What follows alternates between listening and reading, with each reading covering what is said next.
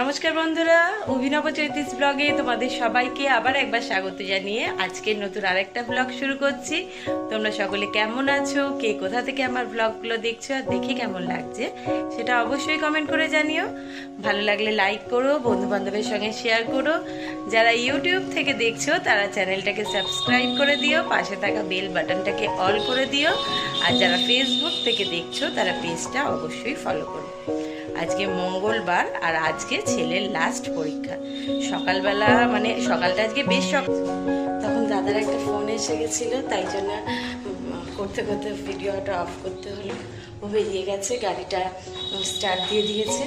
আর আমি এখন যাচ্ছি একটু পার্লারে। কদিন একদম মন মেজাজ ভালো ছিল না, যাবো কি যাবো নাও জানতাম না, তাই জন্য পার্লারটা যাওয়া হয়ে হোটেলে সময় পাইনি। ছেলের পরীক্ষা চলছিল, দাদা যাবে একটু ব্যাংকের কাজে, আমি যাবো পার্লারে। চলো বেরোনো যাক।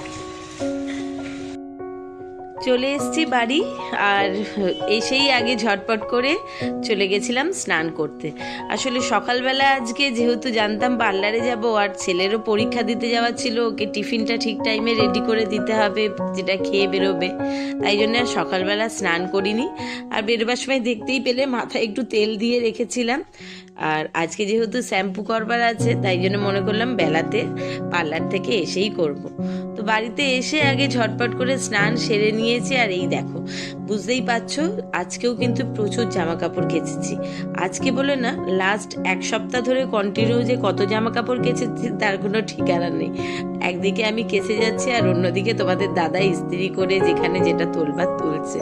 সব থেকে আগে যে কাজটা করেছি, আজকে ঘুম থেকে উঠেই এই মশারিটাকে খুলে আগে মেশিনে দিয়ে দিয়েছিলাম। জানি 3-4 দিন থাকবো না, মশারিটা কাঁচা হয়ে গেলে 2-3 দিন এখানে ঝুললে নিজে থেকেই শুকিয়ে যাবে। আর যেগুলো জামা কাপড় নিয়ে ঘুরতে যাব সেগুলোও ফিরে এসে আবার কাচার ব্যাপার আছে, তাই জন্য লাস্ট যে জামা কাপড়গুলো মোটামুটি ছিল সেগুলো কেচে ধুয়ে দিয়ে শুকুর দিয়ে দিয়েছি। ওগুলো শুকিয়ে গেলে গোছাতে না পারলেও একটা জায়গায় রেখে দিয়ে বেরোতে পারবো। আর এই আলুর দমটা সকালবেলা বেরোবার আগে আলু সেদ্ধ করে একদম কষা কষা আলুর দম করে টিফিন কৌটোতে ভরেই একটুখানি ঝুড়ির তলায় ঢাকা দিয়ে রেখে দিয়েছিলাম যেন গরমটা কেটে যায়। এটা ঠান্ডা হয়ে গেলে ঢুকিয়ে নেবো। আর বেরোবার আগে ময়দাটাও মেখে রেখে দিয়েছি, নেচি কেটে রেখে দিয়েছি। এরপর লুচিটা ভাজবো। আর এখানে করে কিছুটা আলু সেদ্ধ করে রেখেছি। এখন এটাকে একটু পেঁয়াজ আর লঙ্কা ভেজে নিয়ে ভালোভাবে মাখবো। মুসুর ডাল সেদ্ধ করে রেখেছি, এটাতেও একটু লঙ্কা পেঁয়াজ ফোড়ন দিয়ে সাদলে নেবো। আর ভাতটা 1 ফুট করা আছে, ওটা আমি জানি যেহেতু একটু সেদ্ধ খাবার তো এটা একটু ঘি দিয়ে খেতে গরম গরমই ভালো লাগে, তাই 1 ফুট করে নামানো আছে। ওটাকেও এবার যাব গিয়ে আর 1 ফুট দিয়ে ফ্যান ঝাড়বো আর করে নেবো ডিম সেদ্ধ।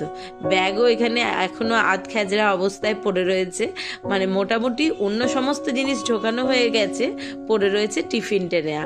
মানে লুচিটা হয়ে গেলে টিফিন কৌটোগুলো গুছিয়ে বন্ধ করে তারপর ব্যাগটাকে একেবারে ফাইনাল বন্ধ করব, তালা লাগাবো। এই জন্য বসে পড়লাম ঝটপট করে লুচিগুলো বেলে নিতে। বেশ কিছুটা লুচি বেলা হয়ে গেছে, বাদ বাকি যেগুলো রয়েছে সেগুলো ঝটপট করে বেলে নিয়ে একেবারে তেল বসিয়ে দিয়ে এসছি। ওটা আস্তে আস্তে গরম হতে হতে বাদ বাকি লুচিগুলো বেলা হয়ে গেলেই ঝটপট ভেজে নেব। আর এদিকে তো তোমাদের দাদা এমন আমার মাথা খারাপ করছে যে কি বলবো। সমানে সেই পার্লারে থেকে বাড়িতে আসা পর্যন্ত একটাই কথা, কি করে যে কখন তুমি করবে বুঝতে তো পারছি না, আদেও না ট্রেনটা মিস হয়ে যায়। আমি বলি এতবার এত জায়গায় গেছো, কখনো কি তোমার ট্রেন মিস হতে দিয়েছি? ঠিক টাইমে হয়ে যাবে। তোমাদের আজকেই পার্লারে যেতে হবে, আজকেই এই কাজ, কি করবো বলো তো? আগে থেকে তো কিছুই ঠিক ছিল না, আর পার্লারটা যাবো কি যাবো না করে দোনো করে আর আইব্রোটাও করা হয়ে ওঠেনি।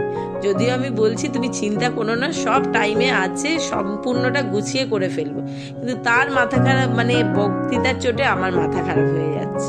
এদিকে ডিমটা একদিকে আস্তে করে বসিয়ে দিয়েছি, ডিমটা সেদ্ধ হচ্ছে, ভাতটা হয়ে গেছে, ফ্যান ঝরিয়ে নিয়েছি।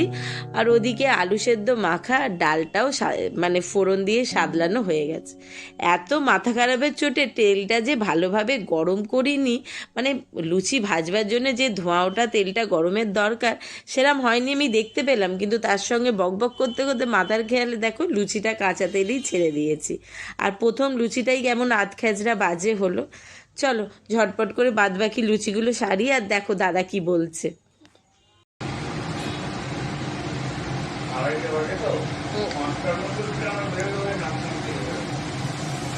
আর যদি 4:30টার মধ্যে বেরিয়ে যাই তখন কি করবে?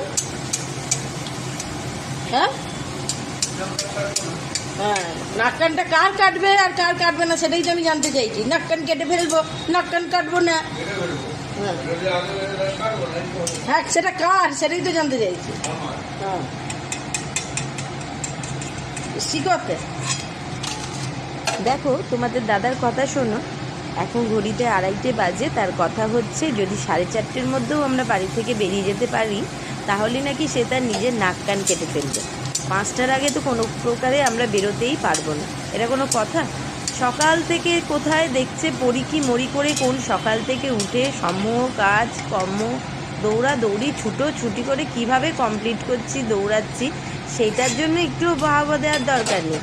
কিন্তু কোথায় লেট হচ্ছে, দেরি হয়ে যাবে, মানছি জীবনে একবার আমার জন্য নয়, মানে সেদিনকে মিটিং মিছিল ছিল যার জন্য আমাদের একবার এরকম ঘুরতে যাওয়ার সময়তেই ট্রেন ফেল করেছিল। আমরা প্ল্যাটফর্মে পৌঁছে গিয়ে আমাদের চোখের সামনে ট্রেন ছেড়ে বেরিয়ে গেছিলো। সেটা একটা খুবই মর্মান্তিক দৃশ্য। কষ্টে সেদিন যে কী অবস্থা হয়েছিল সে আমি জানি। কিন্তু তারপর থেকে এই বাবুর এক ম্যানিয়া, কোথাও যাবার থাকলে যতক্ষণ না বেরিয়ে সেখানে পৌঁছে যাচ্ছি বা ট্রেনে উঠবার থাকলে উঠে বসে পড়ছি ততক্ষণ এক নাগারে একই কথা বলেই যাবে। কোনো রকমে হুটোপাটি করে রেডি হয়ে নিয়েছি, খাওয়া দাওয়া সেরে নিয়েছি অনেকক্ষণ আগেই। মানে কোনো প্রকারে কিভাবে যে রেডি হয়েছি আমিই জানি। খাওয়া দাওয়া সমস্ত কিছু গোছানো থেতানো, তারপর যে বাসন কুসনগুলো ছিল সেগুলো ধোয়া পরিষ্কার, গ্যাস মোছা, সারা বাড়ি ঘর যেমন সবার থাকে কোথাও বেরোবার আগে সব কিছু তালা বন্ধ করা, খেতে দিয়ে দেয়া, যে গত 2-3 দিন থাকবো না সেই জন্য আমাদের ভোদাইকে খেতে দিয়ে দিয়েছি যে 2-3 দিন থাকবো না, ওর যেন কোনো রকম অসুবিধা হয়। ওকে 4-5 রকম ফল, 2 জায়গাতে ভর্তি বাটিতে জল, আমাদের লুচি করেছিলাম, ওকে লুচি, আঙুর, কুল টুল সব রকম দিয়ে রেডি হয়ে নিয়েছি। ব্যাগপত্র গোছানো সমস্ত কমপ্লিট, লাগেজ নিয়ে একদম রেডি। তোমাদের দাদার গাড়ি মানে আমাদেরই টোটোটাকে বলে এসছে সে আসবে, মা ফা সবাই রেডি হয়ে গেছে, শুধু এখন বেরোনোর অপেক্ষা। চলো বেরোই, তারপর ওখানে গিয়ে কথা হচ্ছে। হ্যাঁ,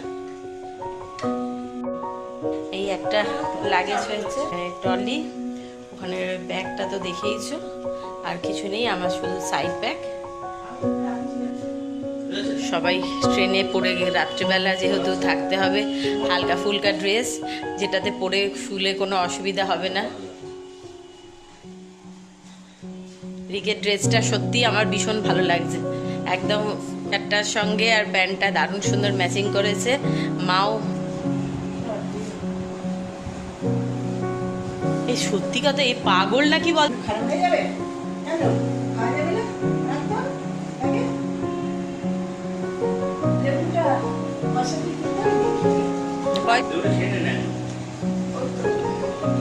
এই যে মা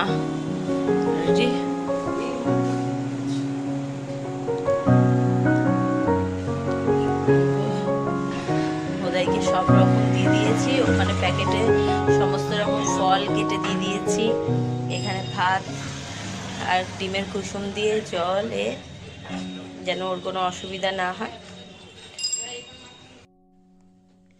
বেরিয়ে পড়েছি আর আমরা এখন এসে পৌঁছে গেছি শালিমার স্টেশনে।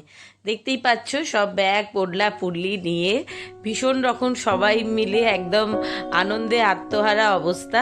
কারণ যাব কি যাব না করে দোনোবনো করতে করতে অবশেষে যাওয়াটা একদম হচ্ছে কনফার্ম। আর আমরা সেই জন্যে এসে পৌঁছে গেছি স্টেশনে। এটা শালিমার স্টেশন, আমার বাড়ি থেকে খুব বেশি দূরে নয়, মাত্র 15-20 মিনিটের সময় লাগে। তো যাই হোক, এসে পৌঁছে গেছি, এখনও ট্রেন দেয়নি। আর আমরা কিন্তু 5টা বাজতে প্রায় 10 মিনিট আগেই এখানে এসে পৌঁছে গেছি। আমাদের ট্রেনের টাইম যদিও 6:30 নাগাদ, আর তোমাদের দাদাকেও ভালোভাবে বলে বুঝিয়ে দিয়েছি যে দেখো তোমার কান নাক আমি কিচ্ছু কাটতে দিইনি, তার আগেও আমরা সবাই মিলে রেডি হয়ে পৌঁছে যেতে পেরেছি শালিমারে। এতক্ষণে সে মোটামুটি একটু মানে বলছে যে আমার মাথাটা এতক্ষণে একটু ঠান্ডা হয়েছে, নাহলে তোমরা যা গড়িমসি করছিলে বুঝে উঠতে পারছিলাম না ঠিকঠাক বা টাইমে পৌঁছাতে পারবো কিনা। তাকে কিছুতে এইটা বলে বোঝাতে পারছি না যে এটা প্রথমবার না, এর আগে বহুবার অনেক জায়গায় গেছি। প্রত্যেকবারই দূরের জার্নিটা আমার সবসময়তে ট্রেনেই ভালো লাগে, আর ট্রেনে করেই বেশি মজা হয় মনে হয় সকলেরই। তো কখনো ট্রেন ফেল হয়নি, একবারই হয়েছিল, আর সেই থেকেই তোমাদের দাদার ভয়ঙ্কর রকম একটা আতঙ্ক। যতক্ষণ না ট্রেনের টাইমে ট্রেনে উঠে বসে পড়ছে ততক্ষণ তার মাথা ঠান্ডা হয় না।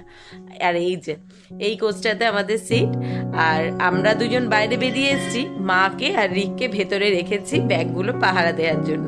বুঝতেই পারছো এসি কামরা, আর এর ভেতরে যে মারাত্মক অবস্থাটা হয় যতক্ষণ না এসিটা চলছে, সেটা যারা যারা এসি ট্রেনে করে গেছো তারা তো ভালোভাবেই জানো, কারণ এখনো পর্যন্ত গাড়ির ভেতরে এসিটা চালায়নি, আর দরজা জানলা সব বন্ধ। মারাত্মক গরম লাগছিল, একদম মাথা খারাপ হয়ে যাচ্ছিল। তাই জন্য মা গেটের কাছটা বেরিয়ে এসে দাঁড়িয়ে রয়েছে। রিককে বললাম তুই একটু ব্যাগ দুটো দেখ, আমি আর বাবা নিচ থেকে ঘুরে একটু কোল্ড ড্রিঙ্কস কিনে নিয়ে আসছি। আমাদের কোল্ড ড্রিঙ্কসও নেওয়া হয়ে গেছে। চলো এবার ট্রেনে গিয়ে বসবো। এবার দেখা যাক, নিশ্চয়ই এক্ষুনি চালিয়েও দেবে মনে হয়। যাই,